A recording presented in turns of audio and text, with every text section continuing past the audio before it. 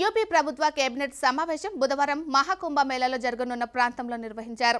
ఈ సమావేశంలో మతపరమైన సర్క్యూట్ను రూపొందించడం నుంచి 2 కోట్ల నుంచి విద్యార్థులకు స్మార్ట్ ఫోన్లు, టాబ్లెట్లను పంపిణీ చేయడం వరకు పలు విషయాలను ఆమోదించారు.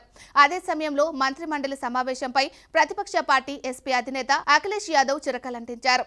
మంత్రిమండలి సమావేశాన్ని కుంభలో నిర్వహించడం సరికాదన్నారు. కుంభ్ అనేది రాజకీయ కార్యక్రమాలు, నిర్ణయాలు తీసుకునే ప్రదేశం కాదు అంటూ ధ్వజమెత్తారు. అఖిలేష్ యాదవ్ ప్రకటనపై ఉప ముఖ్యమంత్రి బ్రాజేష్ పాఠక్ స్పందించారు.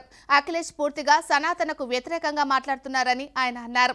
సనాతనకు వ్యతిరేకంగా మాట్లాడినందుకు రాబోయే రోజుల్లో పరిణామాలు చూడవలసి వస్తుందని చెప్పిన ఆయన గంగామాత అఖిలేష్ యాదవ్ కు జ్ఞానాన్ని ప్రసాదించుగాక అంటూ కౌంటర్ ఇచ్చారు. ఇక యూపీ ముఖ్యమంత్రి యోగి ఆదిత్యనాథ్, ఆయన కేబినెట్ సహచరులు కలిసి మహాకుంభమేళ పవిత్ర సంగంలో స్నానం చేశారు. మరోవైపు సాయంత్రం నటుడు అనుపమ్ ఖేర్ సంగమంలో స్నానం చేశారు. అదే సమయంలో మహాకుంభలో దండలు అమ్మిన మోనాలిసా తర్వాత యూట్యూబర్ గా ఇప్పుడు దండలు అమ్మే ఇతర అమ్మాయిలకు సమస్యలుగా మారాయి. ఈ రోజు ఓ అమ్మాయి దండలు అమ్ముతున్న వీడియో, ఫోటోలు తీస్తుండగా గొడవ జరిగింది. యూట్యూబర్ బారి నుంచి బాలిక కుటుంబం ఆమెను రక్షించుకోలేకపోయింది.